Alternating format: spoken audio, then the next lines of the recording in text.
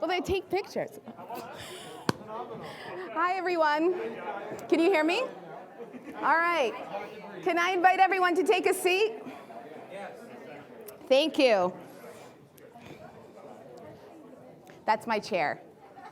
Taking pictures like a proud mom. Welcome, ladies and gentlemen, to this session on the elections in Israel.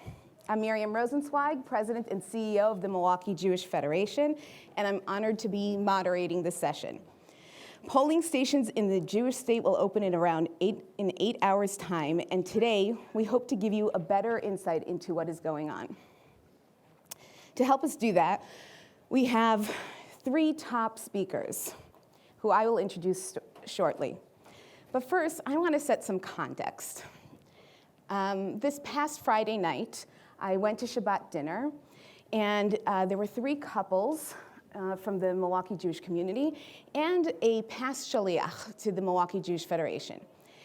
And I don't know everybody's exact politics, but I would say that they're center, left, or lefter, whether they're on the Israeli or American side. And they started talking about Bougie's trip to the United States, which led to a conversation about the 2015 speech by Bibi Netanyahu on at Congress. And it was fascinating what happened in this conversation. Our former shaliach talked about how upset he was that Bibi was a guest in the United States and he should not have criticized the president from the podium as a guest of the United States. And the Americans at the table said, no, the United States and Israel are allies, and the president should have invited Bibi and should have talked to him differently. And they're going back and forth and back and forth. And all of a sudden I looked over and I said, this is really fascinating. Because what's happening here is that our shaliach was talking about as an Israeli, watching the same event from his perspective of how an Israeli should have acted. And the couples from Milwaukee were speaking as Americans and their view of what their president should have done to the prime minister and how he should have treated the prime minister of the United States. And it made it so clear that we could have the same events, the same politics, the same wishes, but coming from the different countries that we are, our viewpoints are skewed by our expectations and experiences. So when we think about this upcoming election, many people are going to spend their time talking about what happened, what will happen, what's going to cause it to happen, what does it mean in terms of coalitions and personalities, the different parties in Israel. And they rarely look at the actual factors that motivate Israelis to vote and how they make their voting decisions. It was Israel's late Prime Minister, Ariel Sharon, who famously stated, "Things look different from here than they do from there." Well, he wasn't referring to the view from America, but this statement certainly holds. How much do we know about what is really driving Israeli voters? What is really motivating their decisions about who they're going to vote for? And I will tell you that it is the same experience that we're having in America. Everybody's coming at this from an existential position, right? But what are the issues that are driving them? So I'd like to start with a short exercise that will require you to use your phones. So this is the interactive part. Pull out your phones and go to www.menti.com. It's on your screens. And we're going to conduct a short poll. And once you're at the site, it has a code.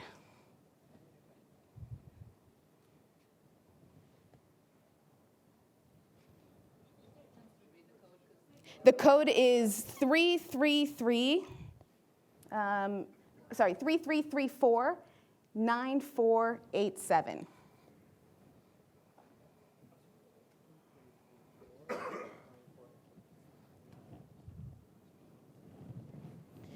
All right, the first question's easy unless you're me. It's where are you from? The United States, Israel, somewhere else in the world. I'm the only person who can answer yes to all three. I'm a triple citizen, so go figure. What? He used to be, but I still am. Triple. United States, Israel, and Canada. We'll talk about it. Very fascinating. It's a great party trick. All right, so most of us are from the United States here. Thank you to the one Canada and whoever's from the rest of the world. All right, now the second question is, and this is where we're going to take the 3334947. Now, we're going to take the temperature. If you could vote in Israeli elections, what would be the number one issue you would consider when choosing who to vote for?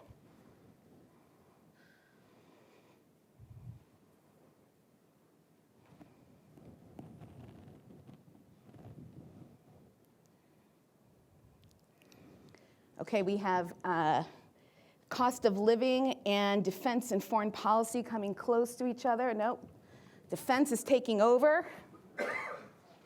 All right. Anyone surprised? All right, so let's look at the next. So we have 20, so 25% more people think that it is going to be defense and foreign policy over the cost of living. Our third, we have a tie for religion and the justice system, and we have parties, leader, and education far behind. All right, let's look at the next question, which is, this time, when you're answering this, what issue would be most important to you if you were voting this time? Right, so what would be most important to you? What? What is the most important to Israelis? Sorry.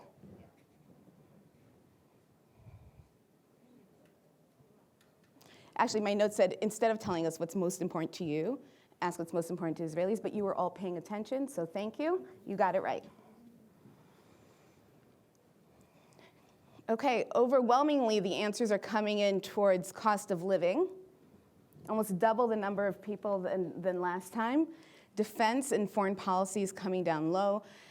Religion and state, education and rule of law are pretty low, and then the party's leader. All right, now what we're going to do now, so we've seen that originally this group chose defense as number one, cost of living as number two. Now we've chosen cost of living and defense as number two. Let's see what the actual results are and how Israelis will decide for whom they vote.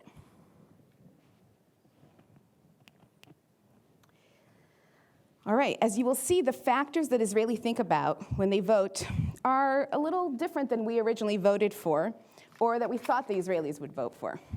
Last month, the Israeli Democracy Institute conducted a large poll among Israelis, and they found these results. So like this group said the second time, if you were voting, 44% said that they're going to worry about the economy, which is not surprising. I was in Israel this summer, and one can of Coke, the skinny ones, not even the full ones, was $3, right? In a makolet, not in the hotel. That was really expensive, and so the cost of living is there. Identity of the party leader was number two, with the exception of the Likud party, at which point it went to number one in terms of Bibi Netanyahu. But for the rest, it came in a far second.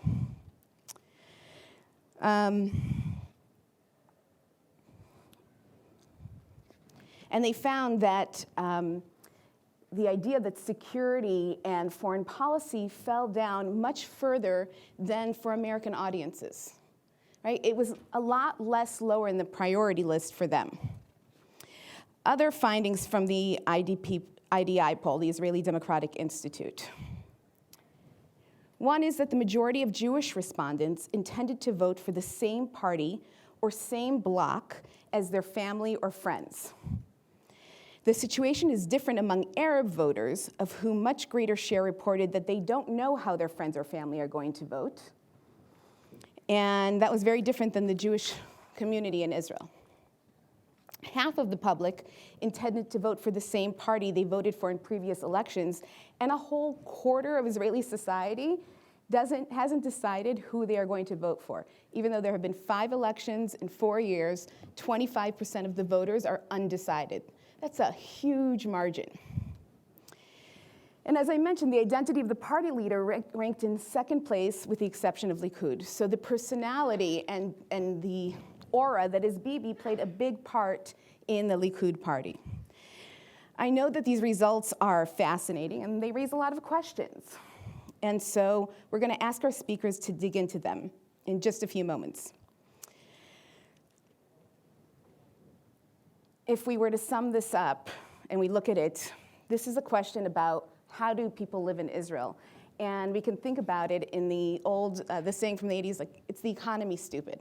People are feeling the pressure, the economic pressure, and that's what they're first going to the voting polls for. So let's unpack it. It's my pleasure to introduce our first two speakers and welcome them to the stage. Actually, they're on the stage, but yeah. The first is Consul General Asaf Zamir. He's an Israeli politician and diplomat who served as deputy mayor of Tel Aviv, and then acting mayor of Tel Aviv. He served in the Knesset, he served as Minister of Tourism, and now he serves as Consul General of New York. We also have Yaron Dekel, who's one of the most respected and well-known journalists in Israel, a leading reporter for over 35 years focusing on politics, election, and the turbulence of Israeli politics. And he's now a Jewish agency shaliach, that's much harder to say than I thought, and a regional director for the agency in Canada. Yaron, I'm turning it over to you. Do you think we should take this off because of the whole part? I don't know if we can. You think it's complicated? It's with nails. It's really with nails? No. Ah, let's try. Because you all don't see anything, right? תכף תשבור את זה. עומד דוכן 20 שנה, למה להזיז? Okay. Better? Thank you very much. Vote for me in some Of course. election one day. Okay. Remember who took care of you. Let's go into business. First of all, thank you very much for the kind introduction. Thank you. And thank you, Asaf, for coming, Mr. Zamir, Consul General. We met when you were Deputy Mayor of Tel Aviv. A long time ago. 20 years ago. People, something like that. Tomorrow elections, what's going to be the outcome? I don't know. I know that Israel, like the United States, is in a very polarized stage of its life, and I'm one of the people that hopes whatever the outcome is, it's a less divisive outcome, and a more unifying outcome. I'm also in the only part of my life where I can't really give you the real answer of what I think, and you need to take that into consideration. But we invited you for the real answer. You need to get me drunk first. Any drinks? We can make that happen. I'll give you three. I would like to speak about three scenarios. But before that, I would argue that once we look at the two camps in Israel, one of them has a strong narrative, and the other one has no narrative. This is my opinion, the one which has the strong narrative is the camp of Mr. Netanyahu, who tells all the parties that we will work for strengthening the Jewish values. That's our platform. Israel should promote more Jewish values as the Jewish state. When it comes to liberalism or Jewish values win. When we come to universalism or jury law and order, Jewish values should be the first. That's the narrative of Mr. Netanyahu, Likud, United Torah of Judaism, the religious parties, and Shas. The other camp says, and there are 4 or 5 parties in that camp. You were part of this camp before coming to become a diplomat, answering diplomatic answers. Says all but Netanyahu. Meretz says all but Netanyahu. Mr. Gantz says all but Netanyahu. Lapid says all but Netanyahu. And I think it's much weaker, and you can't really win elections if this is the platform you are having. Now, please disagree with me. Okay, well, I just want to say I'm only disagreeing for the sake of the argument. And You want some water? no, I think that the divide really is, as you said, and I think it is as Israel evolves, and you have to remember Israel is only 75 years old this year, so in that aspect, it's a young country, and it's still building itself, and it's still building its society. But if you look at the way that it's dividing today, it is between a certain level of conservatism to a certain level of liberalism, and it's not very different than what's happening in the United States, except for we have the fact that we have the Jewish element inside our country. So yes, there are there's lots of research showing that the right side, or what is today the opposition, are people that identify themselves more as Jewish than Israeli, or more as Jewish than democratic. And then the other side will be the side that when asked, what are you more, will answer, I'm first Israeli and then Jewish, or first democratic country and then Jewish. And that sentiment is a sentiment that divides at least the Jewish population inside, because we have to remember in all these conversations, the Jewish population is 80% roughly of the Israeli population, and the non-Jewish population, mostly Muslim and Christian, votes differently and has different issues, and also is divided, by the way, inside, and is now up for a very big challenge because it's been divided back to 3 parties running, one of which is not passing the threshold in most of the, in all of the polls since the beginning of polling, meaning that it might not be represented for the first time in many years, which is also aiming to change, which also might change our version of the Electoral College, or the way the mandates are split. If that group were to pass a threshold, the mandate picture would be different. So you agree with me? I always agree with you, Your Honor. No, because that's I a always agree, headline. as you said, one of the most respected. That's a headline. That's a headline to the history. press. The Consul General thinks that the Netanyahu camp has a stronger narrative. That's not what I said. I said it's the more conservative. That's what I said, and you said I agree. It is the more conservative narrative. It is the more religious narrative. It is today the product of other, amongst other things, the unity, the strong coalition between the Likud and the ultra-Orthodox parties that has been part of the last 5 voting circles. So, and the other parties are running on a more liberal, more Democrat reminding, I'll end like this. the Democratic Party reminding platform. I'll sum up this discussion. You don't have to comment on it. I think Netanyahu tells a story to the Israelis, and the other camp has no story to tell. You don't have to comment if you don't want. I want to comment. I think that about a month ago, Einat Wilf wrote an op-ed on Haaretz talking about what the elections in Israel really are about. And I think that I read that and thought that she was spot on. And if we're talking about the numbers of the poll that we saw, I don't think that reflects most Israelis. I think there's a small number of Israelis which are professional ideological voters, and when they answer a poll, they read agendas. They know the social democratic What's the reason aspects for of it. voting? What do you think? I think in the center, the broad center, which is compiled of the center and center right, moderate right, center and center left, moderate left, both in Jews and Arabs. I think it's a matter of it's become very 2 groups, like in sports, and I don't like the other group, meaning I will vote for my group no matter what happens in it. So I said to someone not long ago, you don't have this a lot in the United States. In Israel, in every city, there are 2 teams, at least, right? And when the 2 teams play each other, like there's Chicago Bulls are in the NBA, but there's not another NBA team for Chicago. But if there was, when they'd play, we call it a derby. We have that in Israel all the time. So sometimes you hate your team. I think Sometimes your team has a horrible year. No matter how bad it is, you never root for the other team. And politics, I think in the United States as well, and in Israel, are to a point where it's 2 groups fighting over a narrative of being front row controlling, and it's always social economical, and it's center and peripheric, and it's a lot of times the ethnic origin and other questions, and it's what people call in Israel today the first Israel or the second Israel, and that is the base.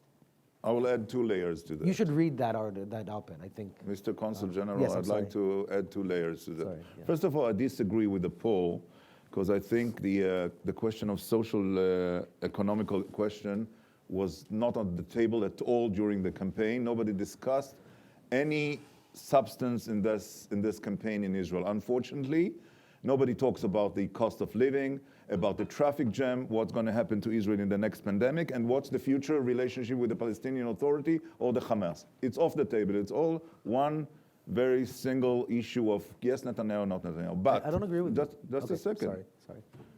You decided to come and disagree with on all levels. I want it to be interesting. That's very good. I think the Israelis this time vote for two reasons. One is very personal.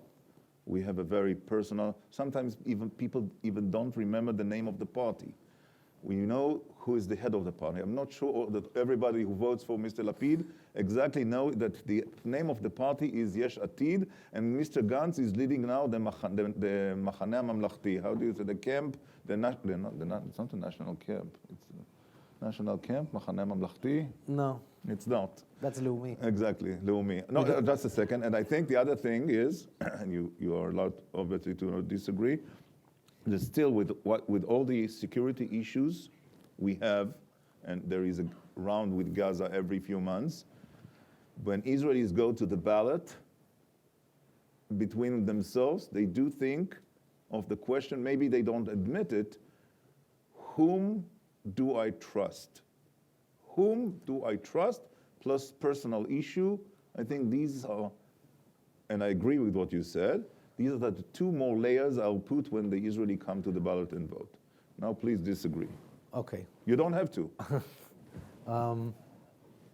I think what you said about yes Netanyahu, not no Netanyahu, that might be right even in 10 years from now or 20 years from now, when the question won't be relevant. It will be irrelevant. 20 years from now? Of course, Mr. Netanyahu's dad passed away at the age of 102, In and 50 Netanyahu years is from only, now. is only It doesn't matter. 73. In 50 It's 29 years only. In 50 years from now, I'm just Yes, saying. okay. I'm just saying,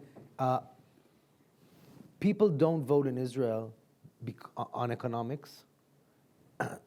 The parties that talk about economics, some of them aren't passing the threshold. The difference in the platforms and agendas with 90% of the parties or 80% of the parties, you wouldn't see with a microscope. And most Israelis, most of them are basically free market liberals with with socialist history, basically. But it doesn't matter to them enough. The same way I explained to a few groups today, a federation, that I think most Jews in Israel are pretty pluralist about Judaism. If you ask them, do you care that other people will have some area to pray in where they pray differently from you? Most people wouldn't care. Do you care if people get married not through the Rabbanut? Most people wouldn't care. And still, that's not achieved. And the reason that's not achieved is because even though they don't care, or even though, for that, or even though they're free market liberals, it's not very high on their priority list. And these are things that people are willing to give up very fast or very easily because of greater issues that most Israelis feel are pressing. The international acceptance of Israel, the right of the Jewish people to self-determination, our stability, regional stability, our neighbors, Iran, the Palestinians, security is in the back heads of most Israelis is still very pressing. And it makes them feel that the other questions can wait, or they're willing to give up on. And because Israel is so divided, these are things most people say, we fight about so many other things, let's not fight about that. We'll put that aside. That's why when they go vote, it's much more emotional. It's much more which group of people they're part of. It's where they are and what, our former president had a very important speech, the tribe speech, where he said basically Israel is a group of secular people, Jews, a group of modern Orthodox Jews, a group of ultra-Orthodox Jews, and a group of non-Jews, Muslim and Christians, mostly. I'm just saying that people, first of all, divide themselves that way. First of all, most of them. Let's move.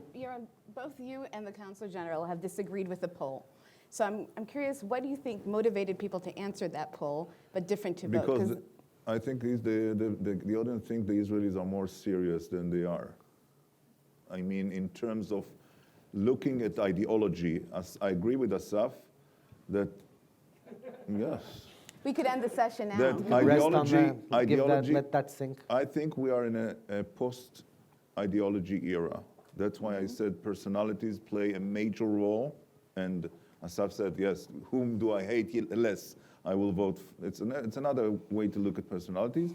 And also the question of whom I trust, it's not exactly ideology. So I agree with Asaf that the Israelis are more liberal sometimes, but here in the polls, we asked the Israelis to look at things through the ideology which all we think should be on the table. Unfortunately, and I think it's a problem of our democracy, that these questions were not debated at all during the campaign, including the major cost question of the cost of living. So now I would like to move a little bit forward. We didn't touch an issue, and I want to go to the three scenarios before we have 5 more minutes. The question of religion and state. Do you think it's going to be, once elections are over and there is a government, do you think the question, and many people, mainly the Jewish community in the US, looks at the question of the relationship between religion and state, will there be any change, or it's a kind of a status quo with all the things happening, it will remain the same? I kind of answered that partially in my former answer. I think that it depends which government will be. I think it depends on how stable that government will be. And judging by the, and I think I understand today, after a year here, why it's taking more time in Israel to achieve that progress in that area than it did in the United States, or than you'd think it was when you just live in Israel. That's because of that general ethos of a togetherness of Israeli fighting for its legitimization before fighting inside of how to... And also you understand more the concern of the Jewish community here about this question of religion and state. That I understand fully. Yeah. That I understood that I understand fully. But I think the politicians in Israel, I think, are not fully understand why it's so concerning the American Jewish community. I think... How would I not say you, this? I'm talking about others. How do I say this without it becoming a headline somewhere? Why become? I don't want. One day before know. Judy's here, and I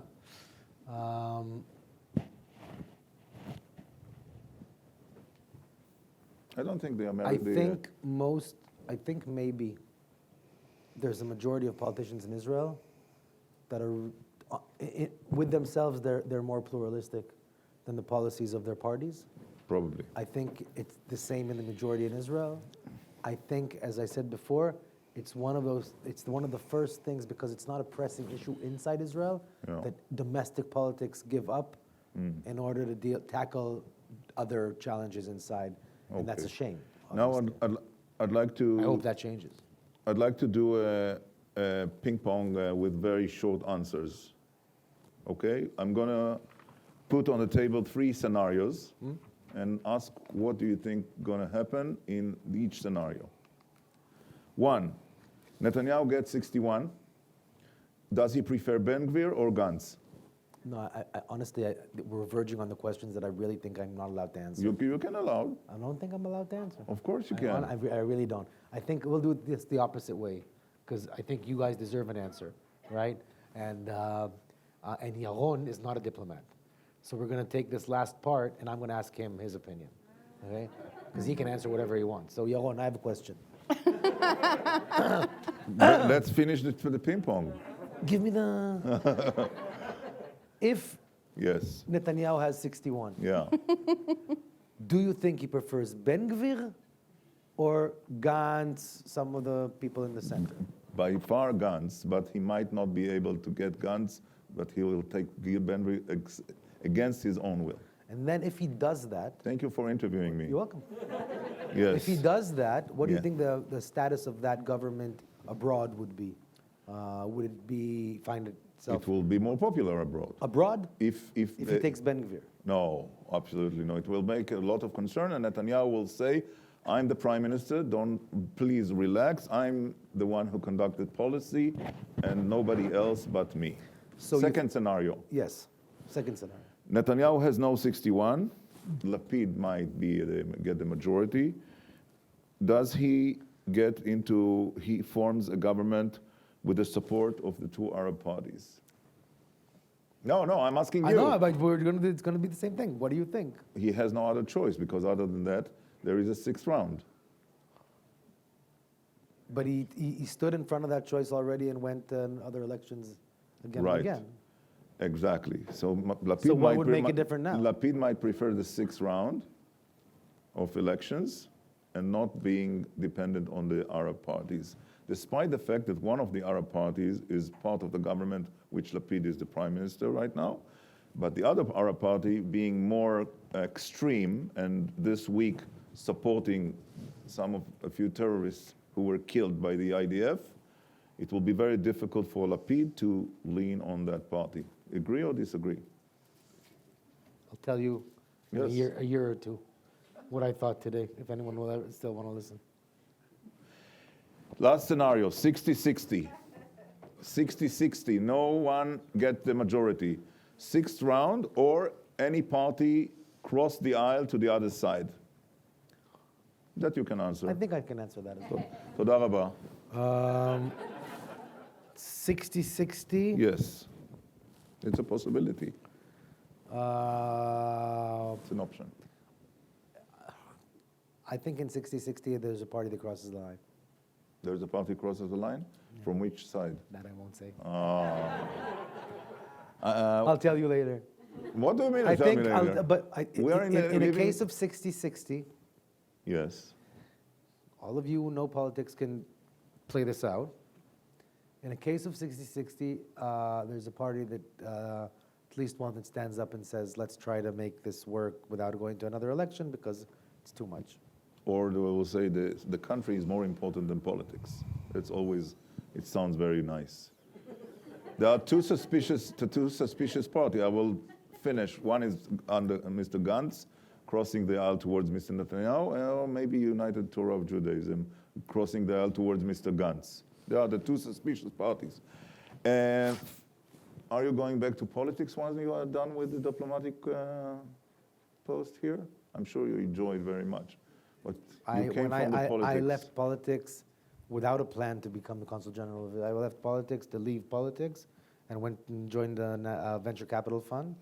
And then when the change government was elected, I was called back and appointed. So I made my choice already. At that point, I don't see myself going back to national politics. Anyhow. Running. No, that's the one thing I know. Running. I'm just saying that's the one thing I Okay. know that I. Here is it the was, declaration. I have a You're- friend here. We went through Ghadir. We went through it together. It was no picnic. Let me tell you that. So running again to be the mayor of Tel Aviv. No, I'm not. I'm just saying. No, that's the headline. There's no headline.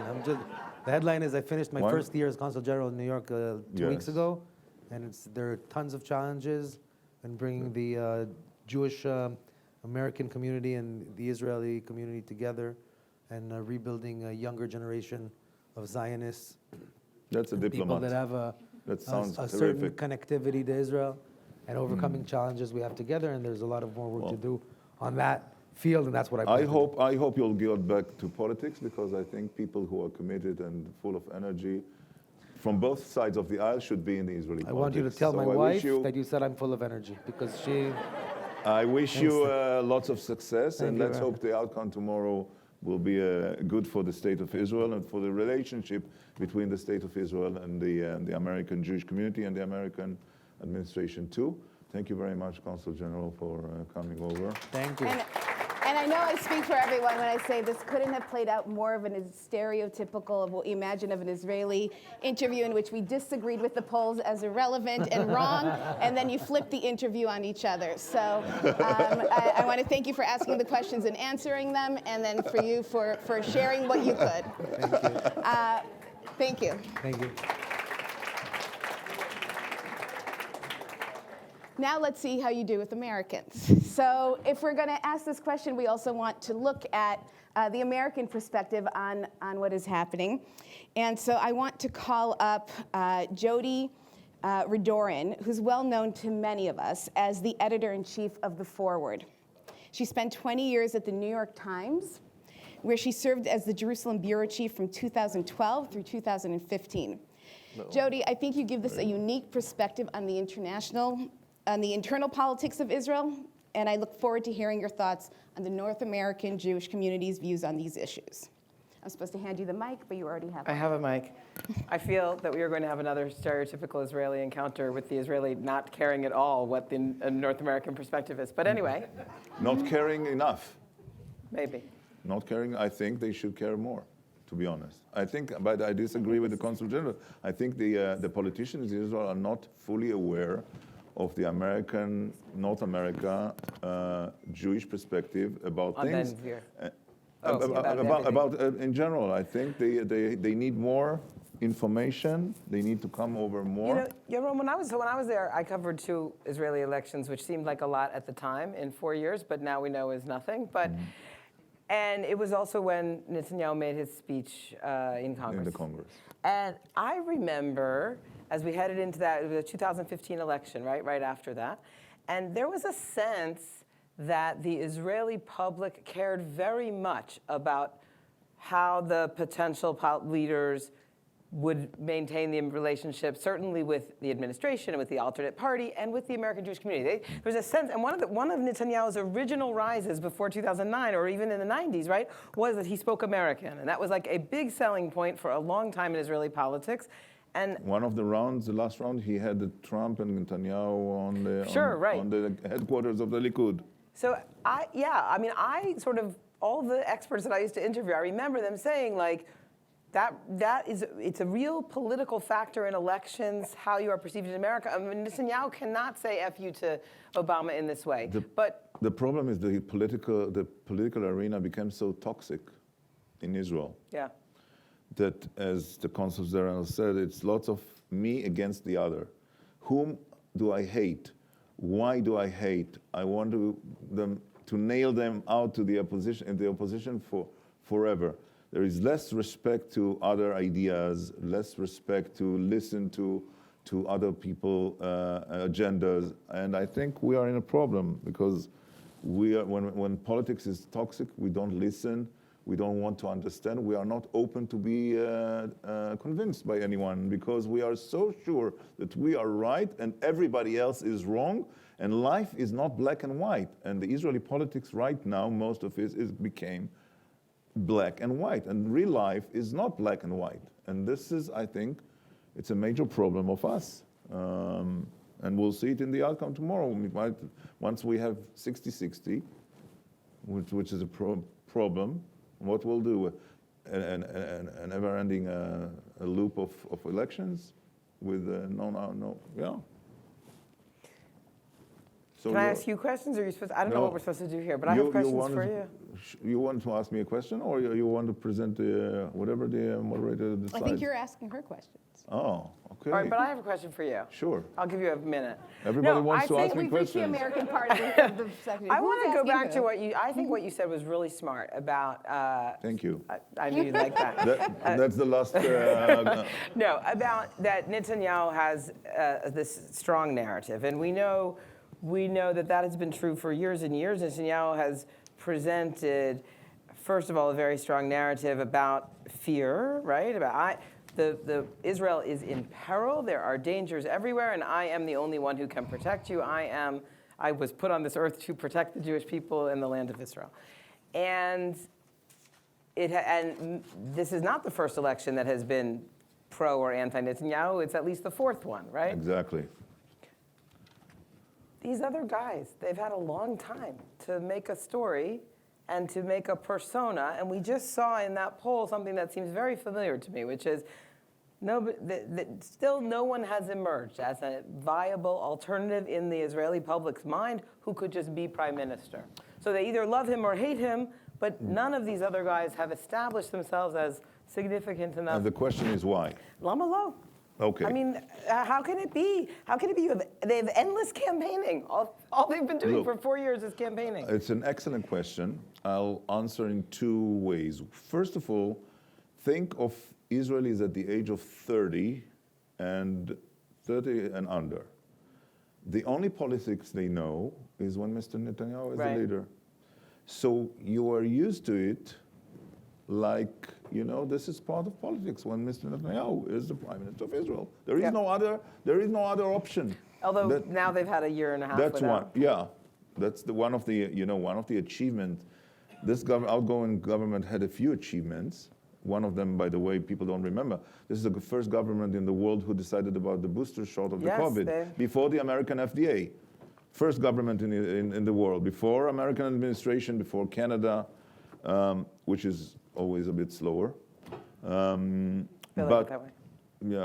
this one of the achievements is not just having the Arab Party first time in the history of Israel as a part of the coalition, but also getting the Israelis to know that there is an alternative of running a country without the presence of Mr. Netanyahu. It might change tomorrow, and people might not they don't want to get used to it. So this is one thing. The other thing is, if we look at the main party in Israel, which is right now in the last 2 decades, the Likud party, it's mainly a very Netanyahu party. So all the political rivals of Mr. Netanyahu are out of the party. Those who were thinking of one day to replace Mr. Netanyahu, they couldn't stay. Either it's the Justice Minister, Mr. Saar, or the Finance Minister, Mr. Lieberman, or it was the previous Finance Minister, Mr. Kahlon, or Bogi Ya'alon, who was the Defense Minister. He's out of politics. Now, because Mr. Netanyahu is a very smart and experienced politician, and he changed the party to be Mr. Netanyahu's party. And there is no room, any place for anyone else to grow in the party. By the way, none of the prime ministers of Israel, if you look back 75 years, none of them thought of leaving the job. Right. There is no limit of terms, and everybody, left or right, they all thought that no one else could do the job as good as they doing it. Right, well, and here and there, incumbency is a huge advantage, and both in terms of the public perception and name recognition, but also in terms of the kinds of internal manipulations you can do in your party to push aside rivals. His ability to lock it up for himself and to define politics, even in the opposition, has been somewhat unique. So exactly. I want to ask you a question. Okay, great. I have to ask questions. Yeah, you might get fired from time if you to don't. time. You are an editor-in-chief of the Forward, and I wonder, in your perspective, how concerned the American Jewish community is, and how much interest in the Jewish community here in North America about the outcome of Israel. Or, after 4 rounds of elections, people lose their interest. What happened is what happened in the past probably will be the outcome, and we don't really care so much. What do you think? So I think I have a mixed answer. I think that on the basic first of all, they don't understand. They don't understand coalition politics. We and everybody else writes these explainers every time. Here's what here's phase 2, and nobody can really fully follow it. We can have I know you're still studying, it. right? We should In have Israel. a quiz here at the GA and see how people do. And I do think that in the 4 rounds, but even to some extent before that, the American Jews are overwhelmingly in favor of a 2-state solution with the Palestinians. That is increasingly kind of off the table. We're not very realistic about how much we really understand about that. But I think people had kind of, I wouldn't say lost interest, they care very much, but had a little bit of some mix of lost interest and lost hope between the longevity of Netanyahu, who they don't see as a prime minister who is going to lead to like resolving the critical issues in their view, but also the multiple rounds. I think this is changing in the last couple of weeks with the rise of Ben Gvir.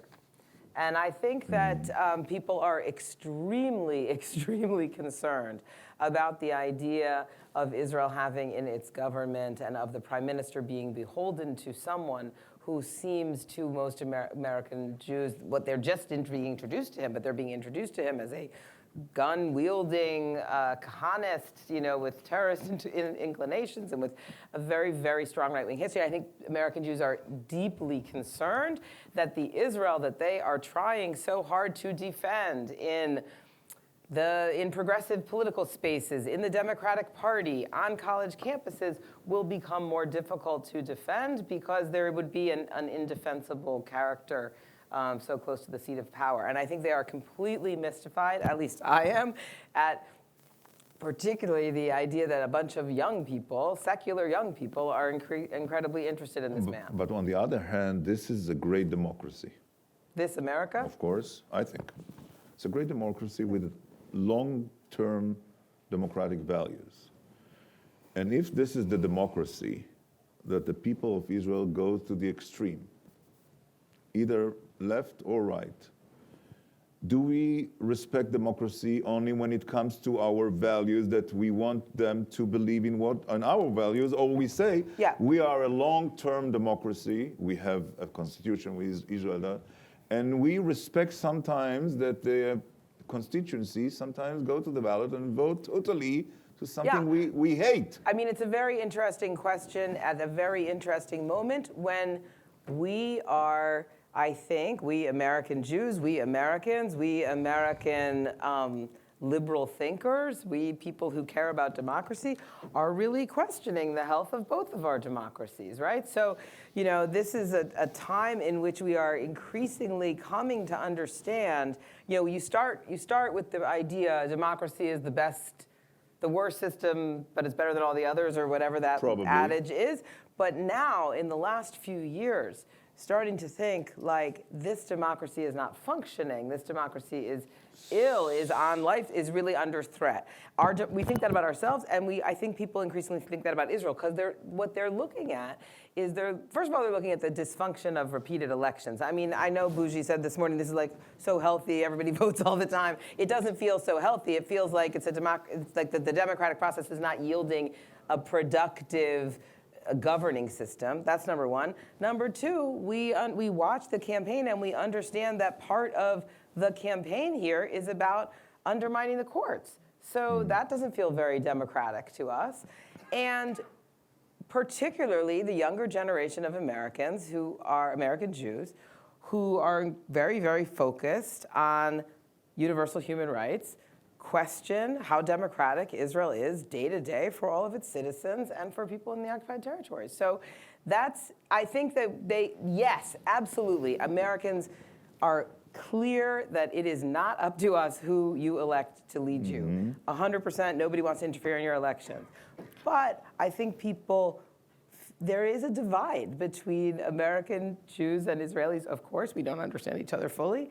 And I think the kind of the sense of what is going on over there would go up significantly if Ben Gvir becomes in the government. And not only that, I think people feel that they would be increasingly put in a difficult position to defend Israel on the world stage. And why did you leave? I thought you were done. I thought you had another meeting. Why did you leave?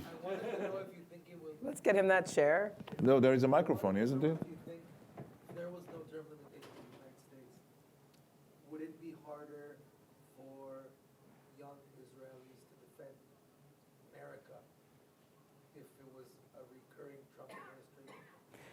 So the question is, if, I mean, there are, by the way, President Trump has not exceeded his term limits. I know you're not a student of, yeah, okay. So the question is, would it be hard for young Israelis to defend America if it continued to elect Trump? And by the way, you don't have to go to Trump. Like we have in our Congress, Marjorie Taylor Greene. Like, is it hard for people to defend America with people who are ranting and raving? And so, but first the question is, University in Israel that would pass a resolution saying there are no more pro-American speakers as long as Marjorie Taylor Greene or people like that.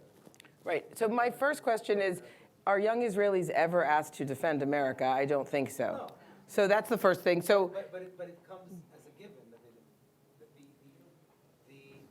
there almost is no criticism in They Israel don't- of American Jewry. It's only on the other. It only goes So one. I'm going to disagree What? with you because this summer I was in Israel and I got asked a question that I've never been asked in Israel before, Sure. You want a glass which of water? was, I'll get it from here. people kept asking me, do I feel safe in America? And how do I stay living in America when kids are afraid to go to school? And it's the first time the issue of security came up as Israelis asking me about American life. But I think that the idea is that Israelis have been very critical of American choices. They just separate them out. I But don't by think the there's way, Asaf, so let's be honest, Americans are asking themselves about our own democracy because of some of the people who, right, for sure. So like, I don't think I actually think that one of the things we're very good at in America, and we are really taught this in our schools, which is to say, this is a flawed society. We think it's the best, at least on paper, of what's out there, but it's a mess, and we're working on it. And there are all sorts of things in our history that we're grappling with to understand why did we, whether it's the Jim Crow era or slavery or how we treated Native Americans, we are really grappling with our failures. And I think anew now, somewhat grappling with what is going on with disinformation, with conspiracy theories. So we're not so proud of everybody who's elected to Congress. You're not proud at all. I understand. I mean, we're proud of. You're never collectively Canceled for the general decisions of the whole nation. Meaning people that have criticism towards what you said aren't seen as a whole, they don't need to go to a length of canceling themselves. I mean, I think that I think you're asking a really interesting question, and there are many ways to get at it. So it is true that I don't think America was shunned during the Trump administration, where countries refused to deal with it. If Trump were reelected, it would be a very interesting question, given after the whole January 6th experience and everything that we now know about President Trump. What we're talking about in this idea of what the scenario that Yaron laid out about Ben-Gvir would be that Netanyahu's government would hinge on the power and participation of Ben-Gvir, and that he would have a lot of control over him. So it's not just one crazy person in the Congress. Yeah, no, it's totally. But really you're right. I agree. But Asaf, I think, mentioned, and this is an interesting. I'm interested to know your opinion about the trends in the Democratic Party, and we see a kind of a trend towards, I would say, towards to the left, being more criticized vocally against Israel. Do you see it in the future more and more, or it depends? Whom it depends? It depends on the American voters and public, or on Israel's political behavior. I mean, gam v'gam. I think that, because I think it's based on both of those things. I think that, there are many factors that have led to the left moving to the left around the Israeli question over the last, let's say, 10 or 15 years. I mean, one is a situation that was supposed to be temporary increasingly seems to be permanent. So, and new people are being born. You talked about how young Israelis don't know anything but Netanyahu. Young American Jews don't know anything but occupation, and entrenched occupation. And the idea that all those people in the 60s and 70s and that we grew up with, which is everybody's uncomfortable with this. We're looking to end this situation. Israel itself declaring it a temporary military occupation, that's not happening now. By the way, Netanyahu's supporters would argue that one of the achievements of Mr. Netanyahu after 12 years in power is taking the Palestinian question totally Off the table. off the table, that it doesn't interest anyone but the Palestinians. It even doesn't even interest the Arab world. Look at the Abraham Accord. But it interests the American left. Exactly. The American far left alien. We And have- so I think it's both things. I think it's both how Israel behaves and there's new generations of young people who have a different set of priorities, and universal human rights is a very high priority, and they don't feel as much connection to Israel, and some of them feel betrayed by their Jewish education. It's all those factors together. Before you go on, if there's anyone in the audience who'd like to ask a question That's of the time. anyone up here Or anyone else in of the Council audience wants to General, ask each other. Yes, It's a free for there's all here. microphones on either end. We Feel have free some to. time for questions. Yeah, Yes, do you mind please. giving me the microphone? We're all about questions here. Yeah.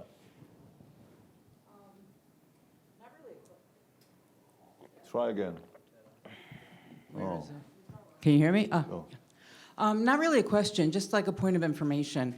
I'm from Miami, and in Miami we have a very well-organized Israeli expatriate community. And as you know, Israeli expatriates are not allowed to vote unless they're working in a capacity for the government. Or the Jewish agency. Right, yeah, if they're like in shlichut or working for the consul. So my husband chairs an organization that provides social services for the Israeli expatriates, and every time there's an election, they do a straw poll, to the point where their poll has become so predictive that it's covered in the Israeli press pretty regularly. So I just got the results of the poll, so I Great. wanted to share it. Share. Although we're dismissive of polls up here. Okay, Likud, 64. Yesh Atid, Lapid, 109. That's the numbers. Yeah, these actual are the numbers. It was a straw poll. Now, normally they would get between 650 and 700 people voting. I think one of the most interesting things that came out of it was the apathy. They had a much lower turnout in the straw poll than they ever had before, and I think that might be indicative of what you may see tomorrow. From what I heard from the Israeli consulate's office in Miami, same pattern in their office. Usually they have a turnout of like 75%. The turnout was under 50%. Interesting. So I think apathy is something to watch out for. If the Jewish turnout is low, that is It means the Arab parties it's good for Possibly. the left.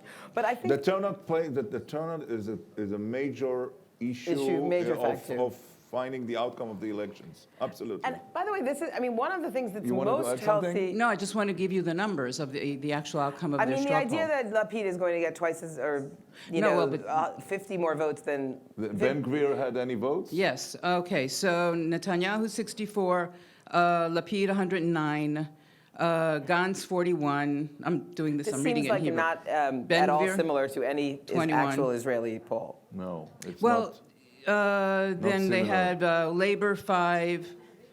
Labor 5 sounds about right. Yeah, Ayelet Shaked 4, Israel Beitenu Lieberman 6, Meretz 1, Shas Deri 4, and then there were like It's about 10 very invalidated. different than any Israeli poll. Well, Yeah. thank you very much. Okay. Thanks a lot.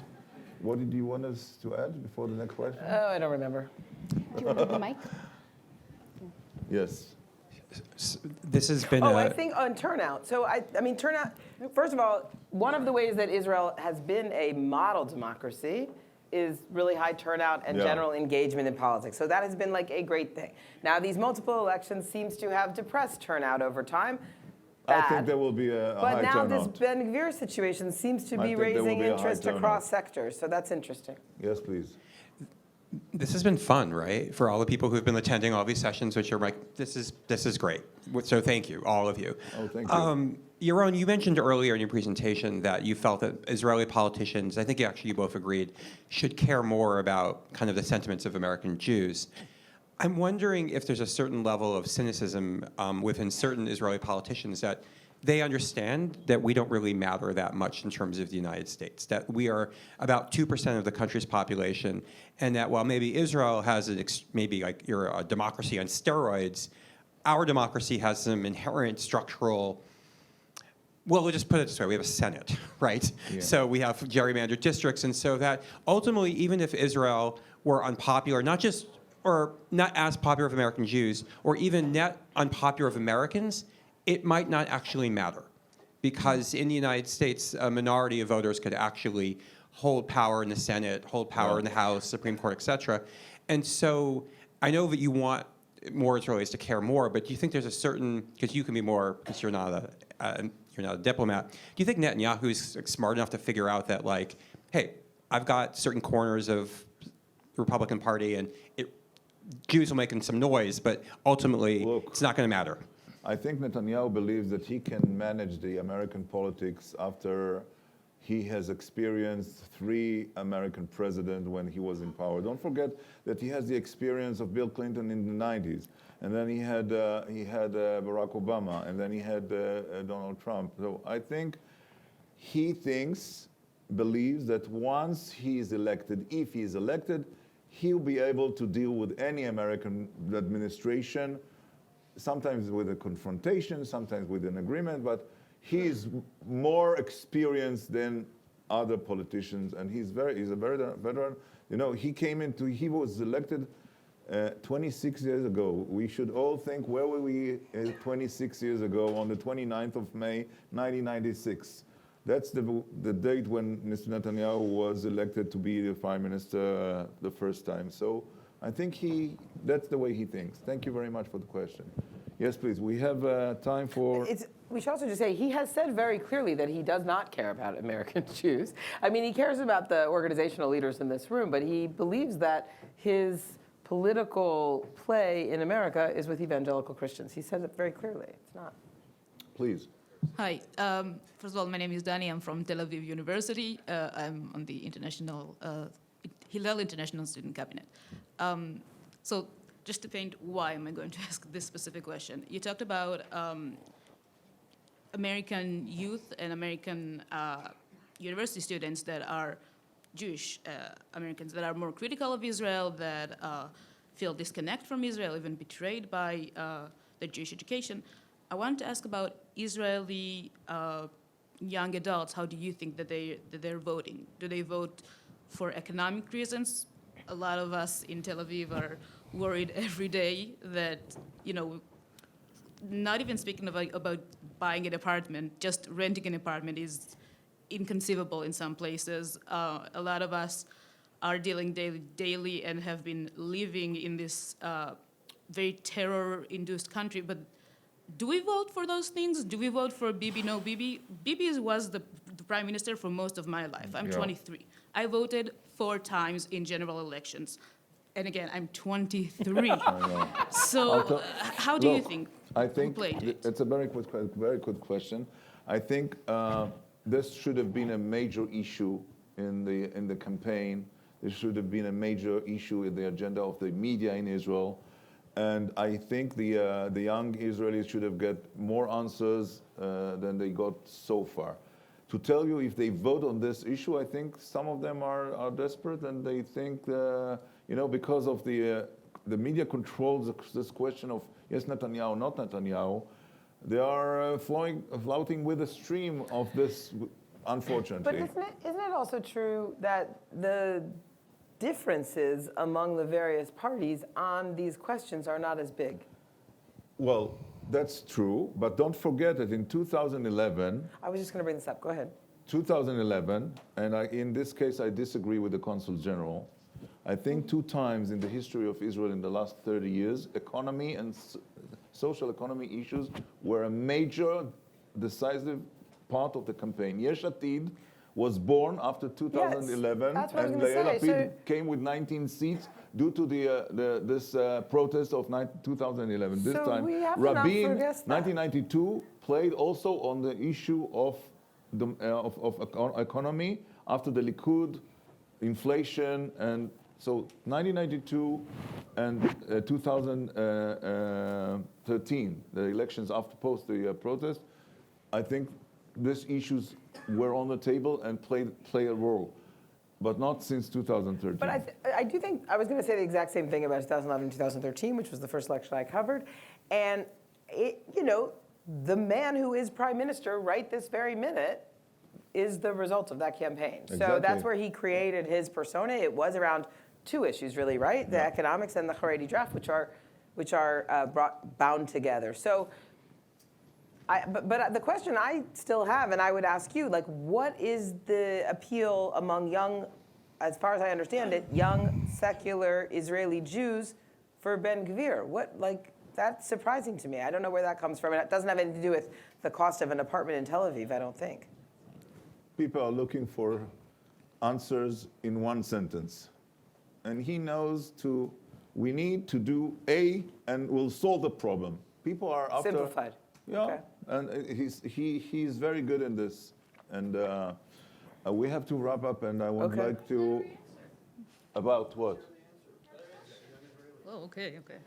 Please speak for all young sorry. Israelis. Yes, of course, this is my role here. So there's like 2 Israelis that are below 30 here, and that's me and one other person that's not here. I Then think it's all that on you.